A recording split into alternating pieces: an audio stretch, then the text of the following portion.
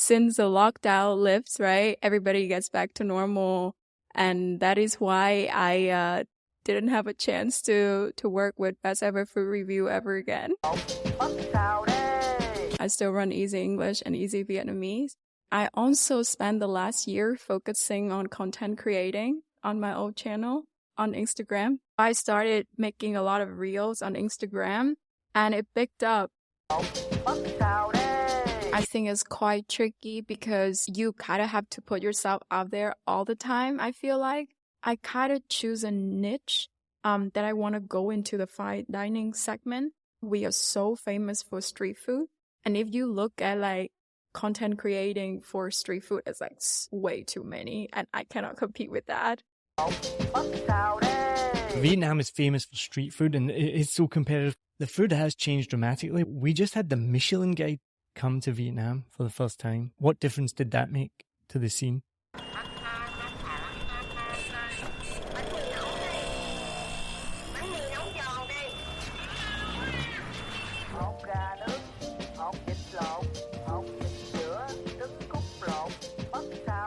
Welcome to another episode of a Vietnam podcast.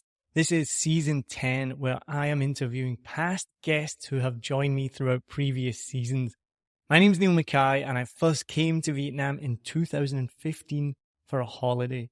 I went back to New Zealand where I lived at the time, and my wife and I just couldn't stop eating Vietnamese food, Vietnamese coffee, even ba ba ba, which is one of the worst beers you can get.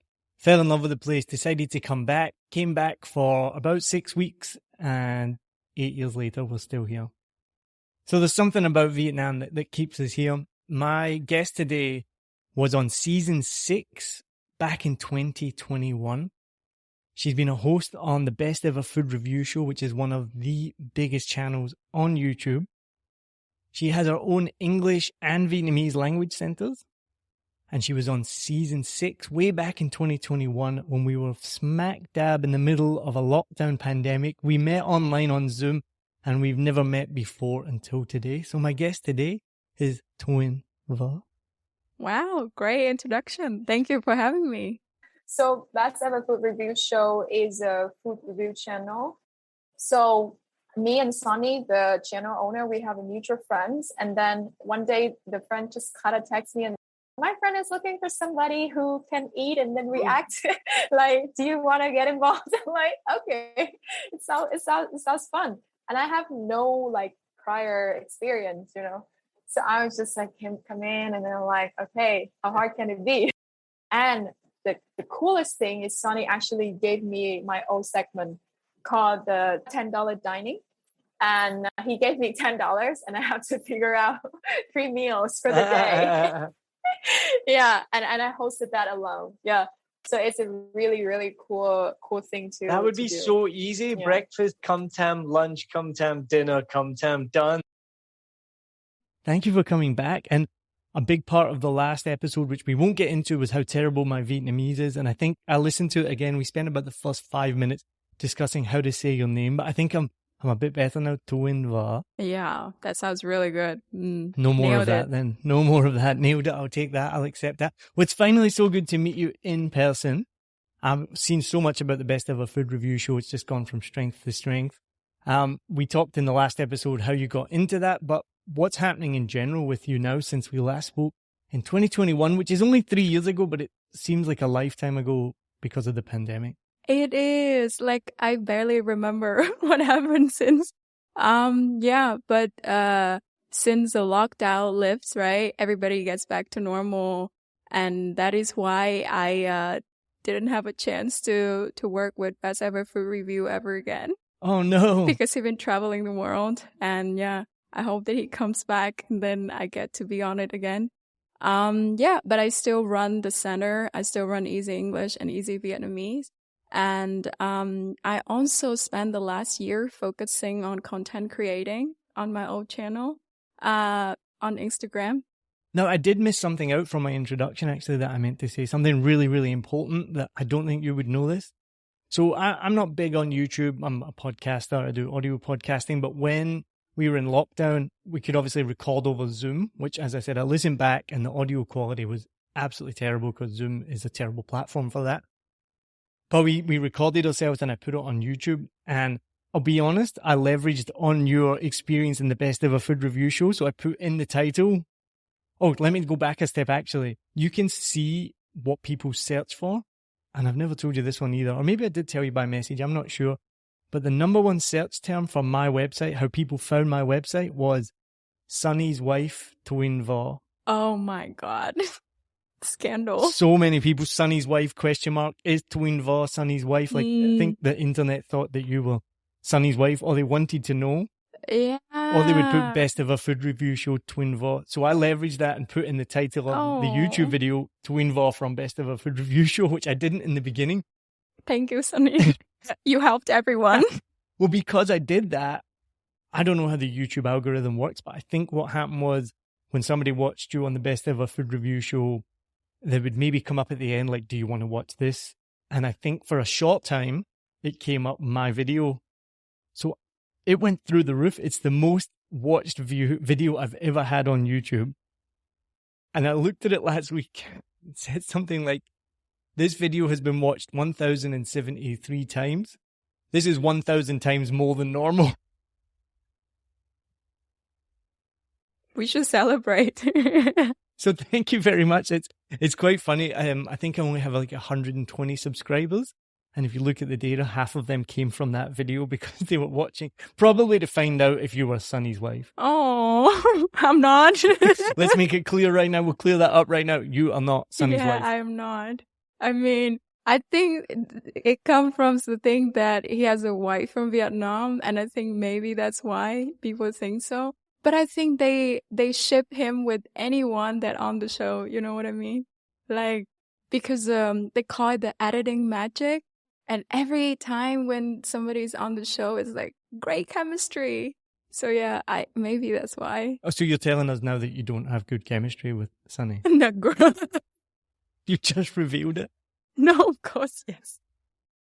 I mean, but still, it's work, you know. Yeah, and then, yeah, it's hard to film.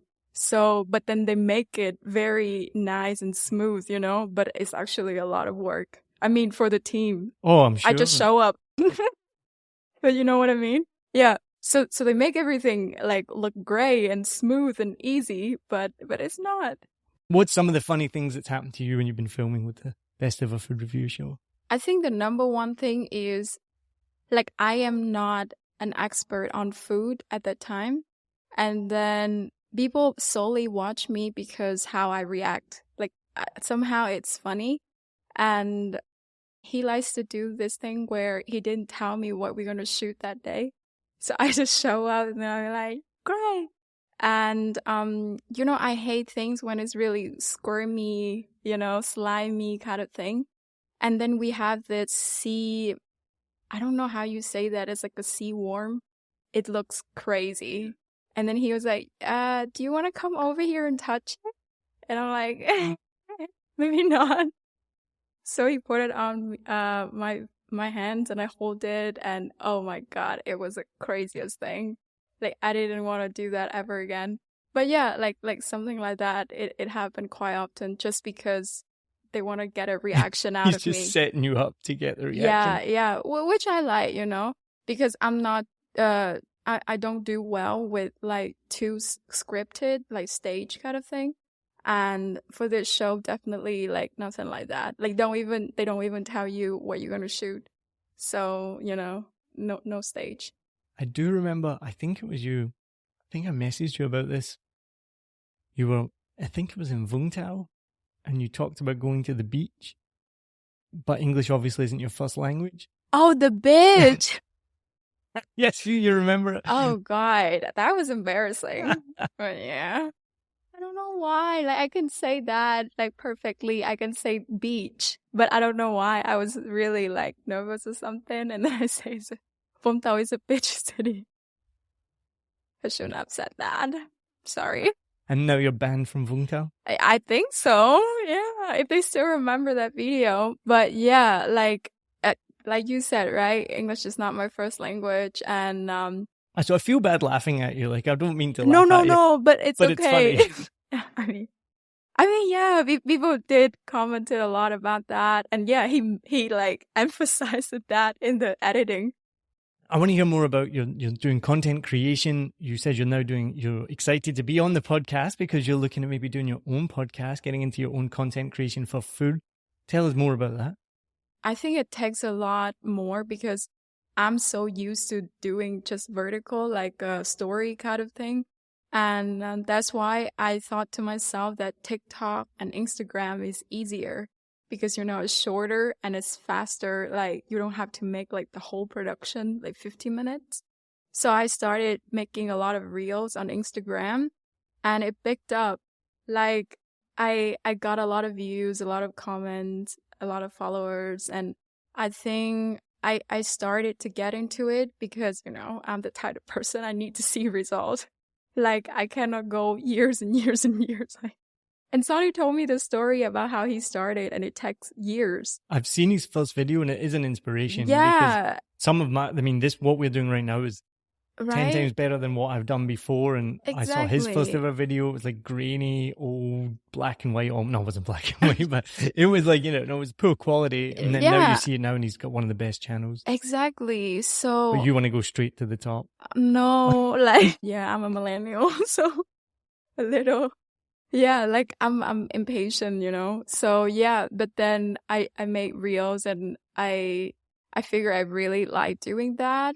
And then last year I had some opportunities, to get into a lot of, how do you say that? Like unique kind of dining experiences. And that is why I was so excited to, edit the videos because usually I was not. It takes a lot of time. And yeah, that's what happened. So things started picking up and then I got to work with different brands. I spend more time on content creating and, they call it like the food F&B influencer kind of thing, which I don't know. Is that your title now? I still cannot accept it. Well, yes, I hope so, because people watch you that's real and they do follow in the sense of like they want recommendations.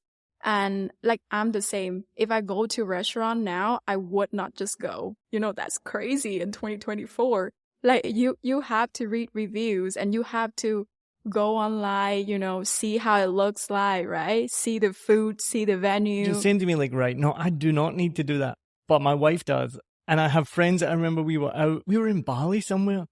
And she was like, hold on, let me find out what's the best dish to order. And I was like, what do you mean? She's like, I'll just look up all the reviews. And I would never do that in a million years. I don't want to know the menu. I want to show up, get given a menu, look at it. It's going to be the same 5 things as every other menu. It's going to be a burger, a pasta, a pizza, something. I disagree. Go on. I mean, but yeah. But you're going to much nicer places than I am. Like you figure out some hidden gems like that, right? Like, yeah, I agree. But like, I'm so anxious. So I have to do my search, right? And yeah, I slowly accept the title, because I feel like if I get the title and I owe it, and then I started working like as an influencer, then I'd be okay with it. Like if I don't accept that, and then I would be like, so what am I? Like I'm not even proud of my own work, then that's not great.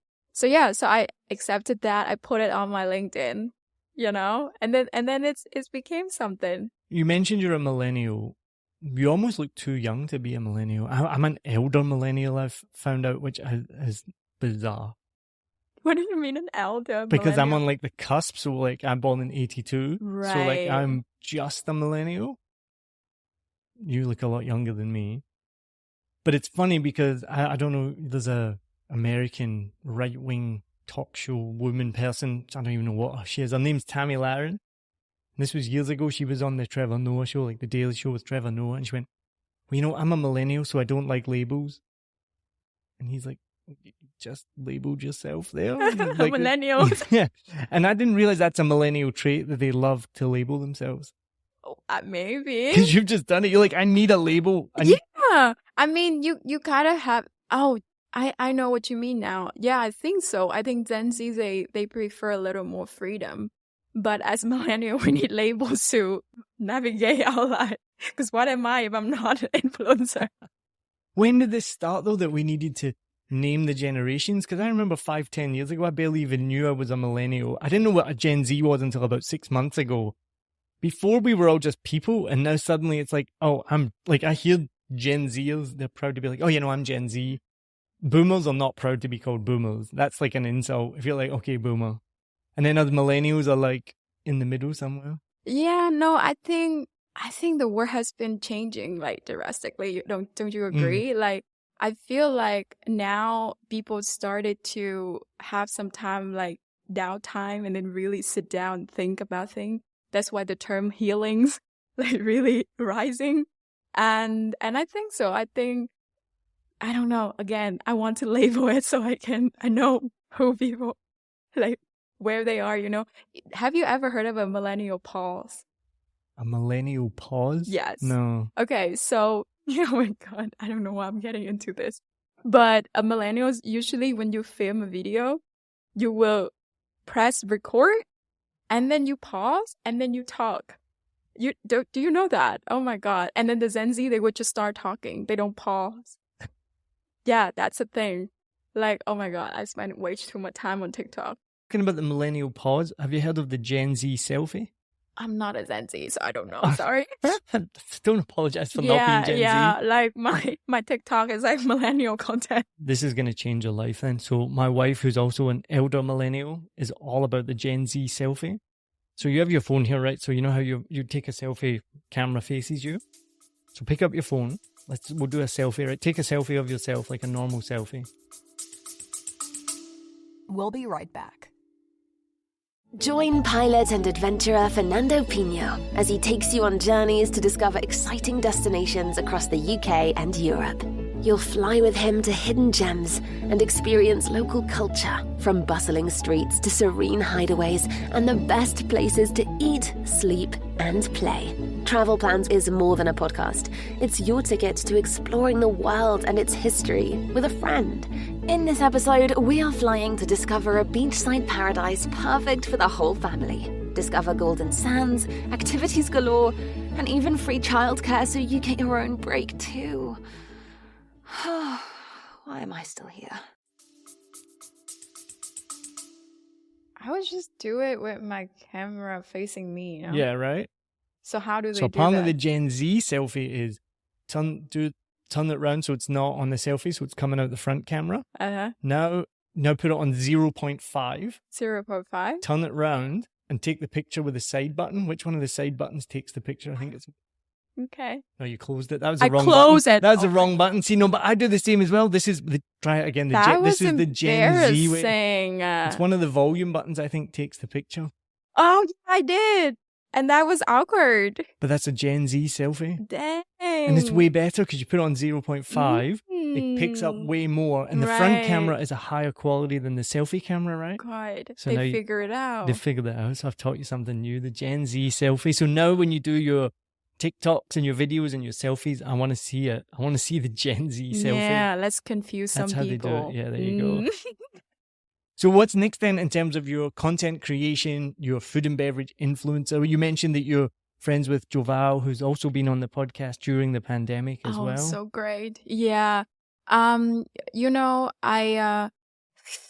about content creating, I think is quite tricky because you kind of have to put yourself out there all the time, I feel like. And that is why at first I was quite hesitant to do it. Like still now I'm not doing it full time. Like I'm still doing Easy English. But I feel like it's like now is the time, you kind of have to jump on that train because my background is marketing and I can see how effective that is. And I start to have the perspective of both the business and then the consumer because I've been on both sides. And that's why I wanted to try to do it first. And then I want to learn more about that. That's why I want to kind of go to Europe next year and learn, I don't know, about hospitality or something like that. I don't know, but do you have this feeling when I'm 29. Oh, she's revealed it. She's told us all now. I'm fine with that. And I feel like I find like this new passion for learning because now I know exactly what I like.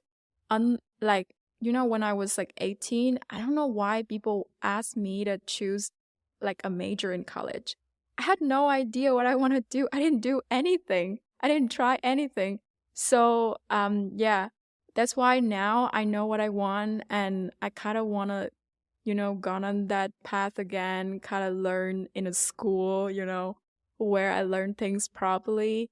And at the same time, kind of want to discover, another country, for example, because I love traveling. Yeah. Then I still want to do that, work with hotel, work with, resort, and also food and beverages. I kind of choose a niche that I want to go into the fine dining segment, because I feel like that is where I kind of have a little more of the room to play around, because I feel like in Vietnam we are so famous for street food. And if you look at like content creating for street food, it's like way too many, and I cannot compete with that. Oh my god, I cannot even, ride a motorcycle. You asked me today, I was like, yeah, I took a Grab. Guilty. Yeah, so I kind of choose fine dining segment because I remember I filmed the episode with Sunny about fine dining, and then at first I told him like, I don't like this. Like, oh my god, we going to this restaurant, fancy restaurant, and we'll like sit down. The portion is small. But after we filming that, yeah. But you be surprised how full you are after. Yeah. So after those episodes, I changed my mind, and one of the video is about caviar, and it's like the highest view I ever had on the show. And I figure it's actually it's an art, like, because I never look at food like that. Like, I love food, but it was never like that. And then when I look into fine dining, I was like, gosh, like that was a whole new world. And last year I had a chance to, have dinner in like some Michelin-starred restaurants. My first time I had a 3-star in Singapore. Oh my God, that was so crazy. And then a 2-star and then a 1-star, right? So like all of that is come down to experiences. And I really want to share that with everyone, because before I got into that, I didn't know that it was a thing. I would just eat food and then move on with my life. As But most of us do. right. But then, yeah, it was an art itself. And I want to show that to people. I think I love education and I love, content creating. So I feel like whenever I talk about food, it's in a way, it's like education itself, because I'm talking about this knowledge of food and a lot of things that people misunderstand, especially in this day and age. Like, you have way too many information. Like, I feel the same way. And you kind of navigate, you kind of have to choose an influencer that fits you. You know that, right? Like, you don't watch everyone. I don't watch any influencer, but Oh God. I understand what you mean. Yeah. Like, for example, fashion, right? I have to watch an influencer that had the same body type as me, right? So it's the same way. And the chance is like, the opportunity is a lot because, yeah, it's competitive, but at the same time, the market is also great. And then you can just kind of start, which I'm trying to do. Yeah. It's interesting talking about fine dining. I really like the point you made about Vietnam is famous for street food, and it's so competitive because you can find anywhere on YouTube. It's like, I ate for $1 a day in Vietnam or blah, blah, blah. And people love to go on about it. And it is one of the appealing things here. Like, I had bun cha today for lunch and it's just so delicious. And it costs like $3, right? You know what I mean? So you do think about it. But this is something, we talked a lot about this on this podcast. I talk about it a lot. Vietnam, Saigon especially. I do this all the time where I say Vietnam, but I actually mean Saigon because Saigon is completely different to the rest of Vietnam. And most of Vietnam is still very rural. You go out to the countryside. I mean, you drive an hour out of Saigon, you're in the countryside. So Saigon especially, I don't know about Hanoi because I don't go there, I don't live there. I've been a couple of times, but I don't know about Hanoi. But Saigon especially has developed so much in the past 8 years that I've been here, like incredibly so.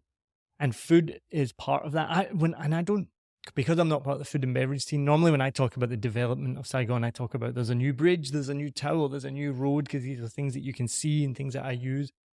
So I don't think about the food so much, but now you bring it up. The food has changed dramatically. When we first came here, it was like, I want to get a banh mi because it costs less than $1, you know. I want to get kum tam because it costs $1. But now the fine dining scene, and what I want to ask you about, to talk about, which is so exciting, we just had the Michelin guide come to Vietnam for the first time. What difference did that make to the scene? There's a lot of controversial, about Michelin guy coming here, but I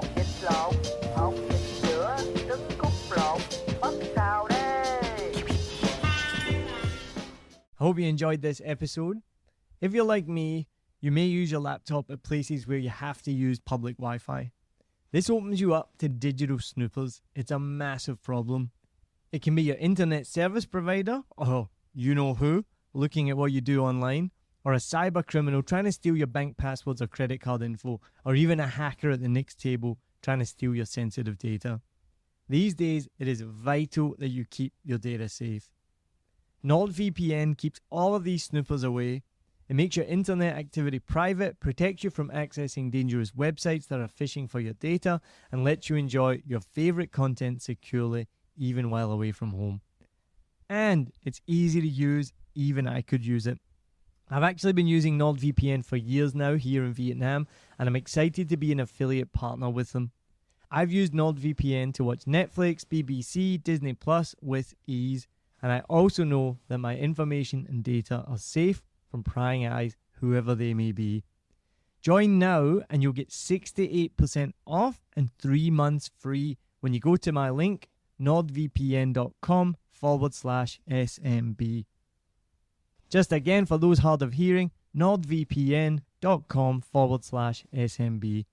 The link is also in the show notes. I know nobody checks them out, but go check that out and you can get the link from wherever you are listening to this podcast. As an affiliate partner, it also means that I will get a small commission when you sign up, but at no extra cost to you. So not only will you be getting a great deal through 7 Million Bikes, you get a great VPN and you'll be supporting 7 Million Bikes podcast. Stay safe online and enjoy the shows you love. Any questions, just let me know. You know how to get in touch with me. And thanks for listening to this show. Cheers.